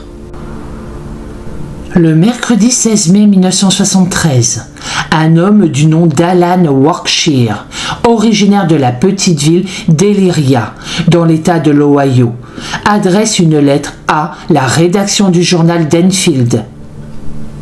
Mais il y a un problème. Il n'y a aucun journal à Enfield. Après quelques hésitations entre la poste et les autorités administratives, la lettre finira par arriver sur le bureau du shérif du comté, celui-là même qui avait déjà eu l'affaire à Henry McDaniel en avril et aux 5 tireurs du début du mois de mai. L'homme, signataire de la missive, qui ne se cache donc nullement, pensait que celui que tout le monde appelait désormais le monstre d'Enfield était en réalité son kangourou, Massé, qui s'était échappé de chez lui ou lui avait été volé. En tout cas, il ne l'a pas revu depuis quelques semaines déjà et s'inquiétait. Il offre même une récompense de $500 à qui lui ramènera son animal de compagnie, vivant et en bonne santé. L'anecdote en restera là, car on ne saura jamais vraiment si c'était du sérieux et si le kangourou a finalement pu être récupéré et ramené à son propriétaire légitime. La confusion était certes possible entre l'animal échappé et la bête, mais rien ne le prouve. Et rien non plus n'infirme cette théorie, et pour cause. 6 semaines plus tard, l'histoire de la bête d'Enfield va ressurgir un peu plus loin, cette fois-ci, à 110 km au sud d'Enfield, plus précisément à Murfreesboro. Nous sommes le lundi 25 juin 1973 et c'est là que deux jeunes gens, Randy Neham, âgé de 19 ans, et Judy Johnson, sa petite amie du même âge, vont vivre une rencontre terrifiante près de la rampe de mise à l'eau en rivière à Lindell Street. Comme il l'a rapporté, encore choqué, au policier de Murfreesboro, Randy aurait vu une créature inconnue au nord de la rivière Big Mundy. Alors qu'ils se sont garés sur le côté sud de l'aire de stationnement, à côté des bois, ils auraient entendu un fort cri dans la zone boisée et a observé une grande créature d'environ 2 mètres de haut. La créature aperçue semblait avoir des cheveux, ou quelque chose de ressemblant en tout cas, de couleur claire, emmêlée de boue. Elle donnait l'impression de marcher sur 2 pattes et semblait aller dans leur direction, vers la voiture. Elle a continué à crier, changeant de ton régulièrement en avançant vers la voiture. Pris de panique, les deux jeunes gens quittent donc les lieux très rapidement et contactent les services de police. Interrogée plus en détail, Judy Johnson a bien admis avoir entendu, elle aussi, le cri du monstre, mais elle reconnaît ne pas l'avoir vu, car elle se trouvait recroquevillée dans la voiture et il faisait très sombre dehors. Cependant, Judy et Randy ont tous deux convenu qu'aucun être humain ne serait capable de pousser un hurlement aussi fort et rauque que celui qu'ils avaient entendu. Et ils ne pensent pas plus à un animal. Les policiers qui se sont rendus sur les lieux ont trouvé des traces de 12 pouces, soit 30 cm dans la boue, provenant peut-être de pieds qui s'étaient enfoncés dans la terre et la boue d'au moins 3 à 4 pouces, soit entre 7,5 et 10 cm de distance, et le tout à 3 pieds, soit là aussi 30 cm à chaque enjambée. On n'est effectivement pas dans les dimensions d'empreinte humaine normales. Alors que sur place, les deux jeunes tourtereaux et plusieurs officiers de police cherchent d'autres traces, un cri perçant et rauque retentit dans l'air calme de la nuit. Un cri a glacé le sang. Le cri poussé provient de la zone boisée au sud-est, tout près de la rivière, à environ une centaine de mètres. Mais l'évaluation de la distance à ce stade reste aléatoire. L'ensemble du groupe ne reste pas là et s'en va aussitôt. Si personne encore n'a vu le monstre d'Enfield, du moins pendant un temps raisonnable pour bien le décrire, tout le monde s'accorde néanmoins sur le fait que le phénomène n'est pas normal et qu'il concerne toute la région. Hallucination collective? Autosuggestion? Simple cri de bête sauvage déformé par le vent et la distance? Personne ne peut apporter à ce stade-là de vraies réponses. Et comme toujours, dans pareille situation, l'inquiétude grandit. C'est dès la nuit suivante, celle du mardi 26 juin 1973, qu'un nouvel élément très curieux va avoir lieu. Le petit Christian Baril, âgé de 4 ans à peine, chassait les lucioles dans la cour arrière de la maison familiale, lorsqu'il est entré en courant prévenir son père et sa mère. L'enfant est affolé et tremblant. Il leur dit tout ce qu'il a vu, tout près, un gros monstre. Mais les parents du petit Christian n'ont pas prêté attention plus que cela à l'incident raconté. 10 minutes plus tard seulement, au 37 Wandswood Lane, dans la propriété voisine, là où réside la famille Ray, Cheryl Ray, l'adolescente de la famille, et son petit ami Randy Crouch, discutent tranquillement sur la terrasse extérieure quand ils sont interloqués par un étrange phénomène. Ils ont pu observer quelque chose qui bougeait autour d'un bosquet de petits arbres, dans le champ s'étendant derrière la maison. Selon eux, il s'agit d'une grande créature qui sortait du bosquet, tout près du bord de la cour, puis se retournait et revenait vers le champ. La créature observée pendant quelques courts instants a été décrite comme mesurant au moins 2 mètres de haut, peut-être plus, pesant sans doute entre 140 et 160 kilos lorsqu'elle se déplace en bond ample, étant d'une couleur blanche plutôt pâle, sans doute assez sale et se tenant debout sur 2 courtes pattes. Les jeunes gens retiendront aussi le dégagement d'une forte odeur musquée, pas très agréable. Une fois les services de police informés, un chien pisteur privé, un berger allemand de belle corpulence, dénommé Red, a été amené sur les lieux pour traquer la créature. Si globalement le chien a suivi l'odeur dégagée par le monstre, il hésitait toujours à renifler les environs, chaque fois qu'il détectait une boue noire que la créature avait laissée derrière elle.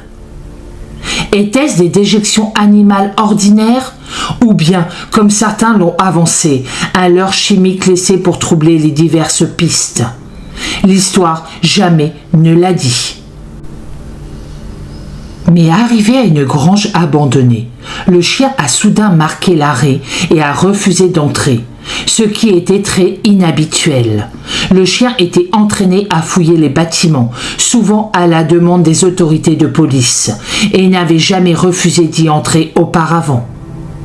Tentant le tout pour le tout, le maître de chien l'aurait alors poussé à l'intérieur.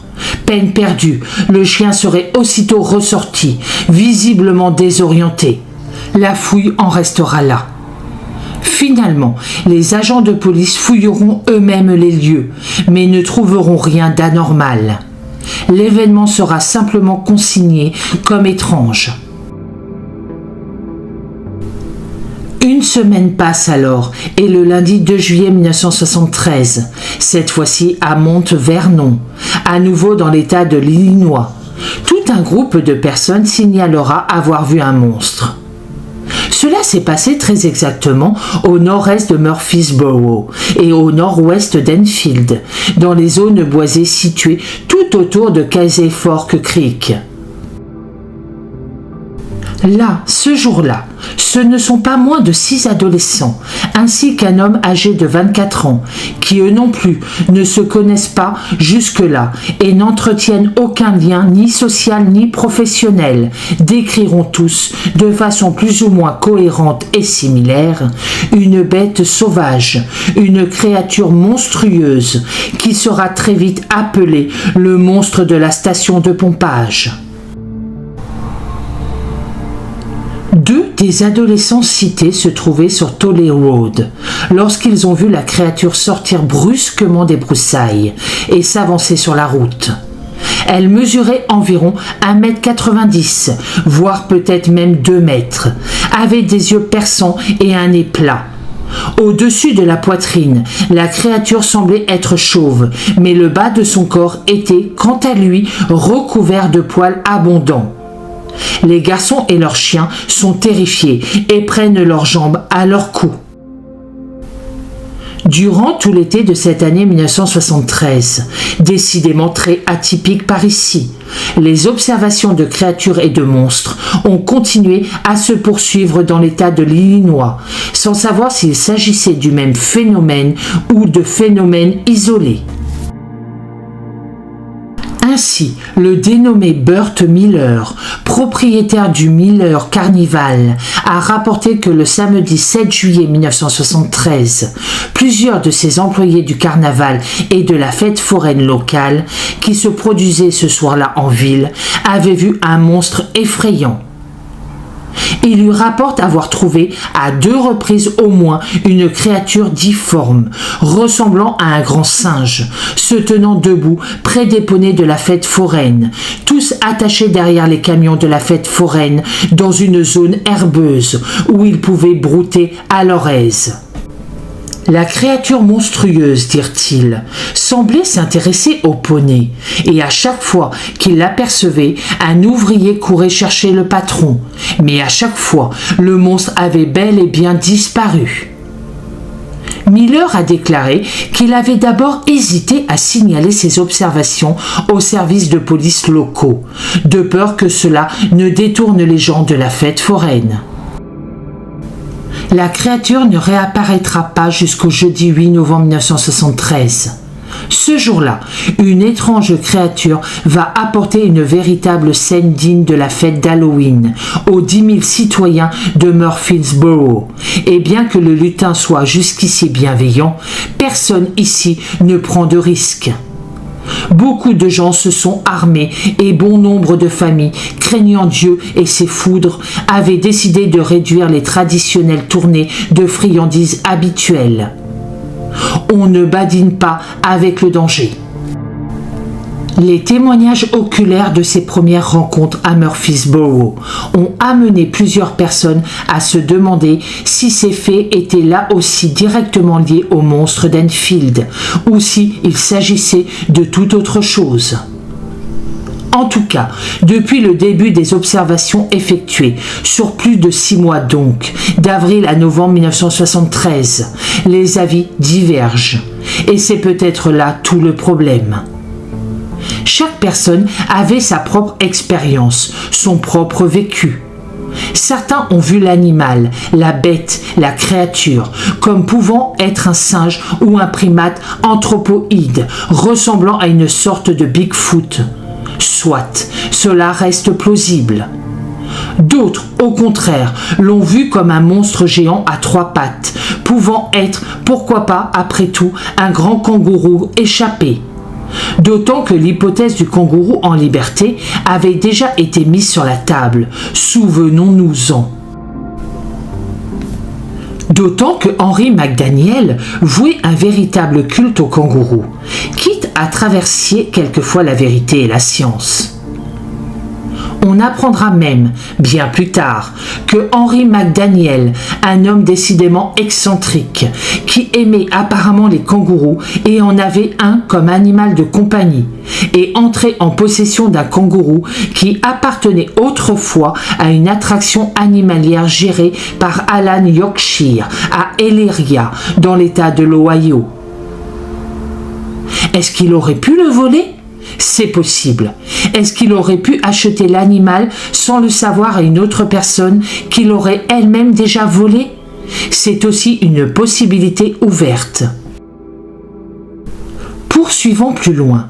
L'hypothèse. Henry McDaniel, on saura qu'il adorait certes avoir le kangourou à ses côtés pendant quelques jours, pour le plaisir, mais a rapidement déchanté et découvert qu'il ne pourrait pas s'en occuper, ni le garder caché. Ceci expliquerait peut-être cela. Il n'existe cependant aucune preuve pour étayer cette hypothèse. Henry McDaniel n'a jamais été accusé d'autre chose que d'être un excentrique, ce qui n'est nullement punissable.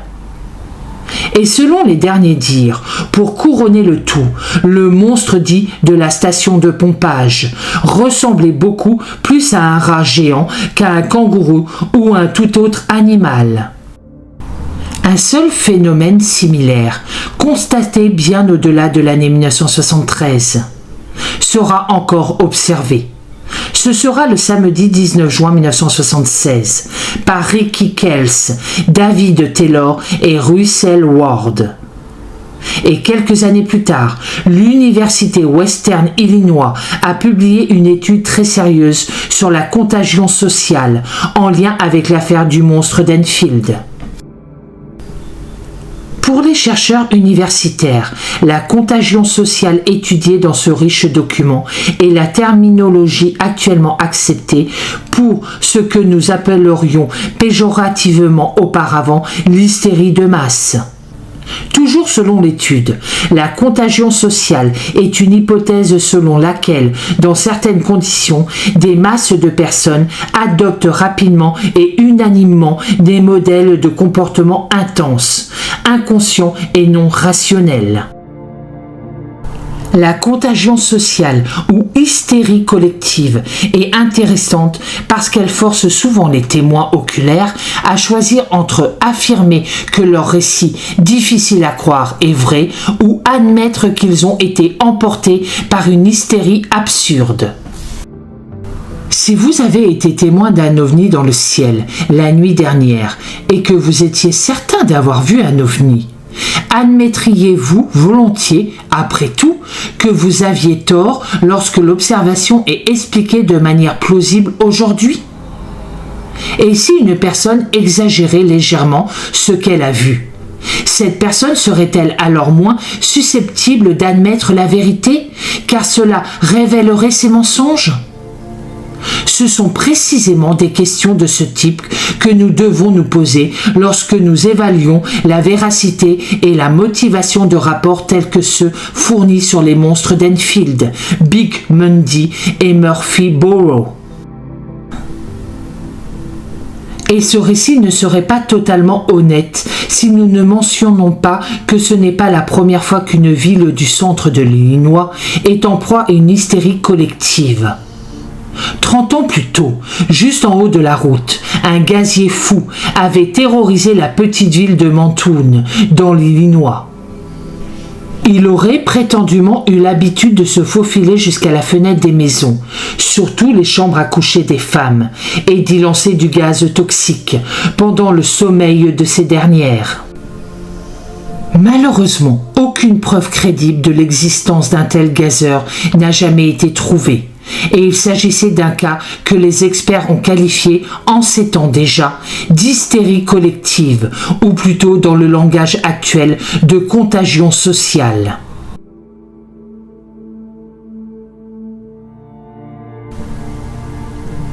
Toute une génération de légendes urbaines a été engendrée lorsque d'autres observations ont suivi. Un folklore qui a démarré en 1973 et qui dure depuis plus de 50 ans maintenant. Dans ce scénario, la question de savoir ce qui a exactement hanté l'Illinois en 1973 relève d'une sorte d'explication hybride entre la contagion sociale et l'inconnu. La plupart des gens accordent du crédit aux observations ultérieures d'un monstre, tout en écartant les rapports originaux de Henry McDaniel. Et il est tout à fait possible que les rapports d'Henry McDaniel aient été des mensonges grossiers et que certains des rapports ultérieurs aient été des observations réelles d'un animal mal identifié. Il serait facile de considérer l'ensemble de l'été 1973 de l'Enfield Monster comme une mauvaise histoire d'été, essentiellement en raison du manque de crédibilité du premier rapport. Mais il y a quelques faits épineux tout de même. Car certains témoignages sont plus précieux, plus réalistes que d'autres. Qu'ont réellement entendu Randy Neham, l'agent Nash et l'adjoint Scott hurler dans leur direction dans la nuit du mercredi 25 juin 1973. C'était réel, quoi que ce soit, et cela n'avait rien à voir avec Henry McDaniel. En conclusion, disons qu'il ne fait guère de doute que les gens ont vu et voient encore des choses étranges, parfois ici, parfois là, et s'en ouvrent aux autorités. Peu de cas ont été faits aussi de tous ces témoignages épars, isolés, sans lien entre eux, sans réelle véracité prouvée. Alors, le mystère du monstre d'Enfield restera vivant encore longtemps et continuera de hanter encore d'autres générations d'Américains. C'est la fin de cette étrange affaire. J'espère qu'elle vous aura plu. Pour ma part, je vous souhaite un très bon dimanche. Je vous dis à bientôt dans une prochaine vidéo et surtout prenez soin de vous.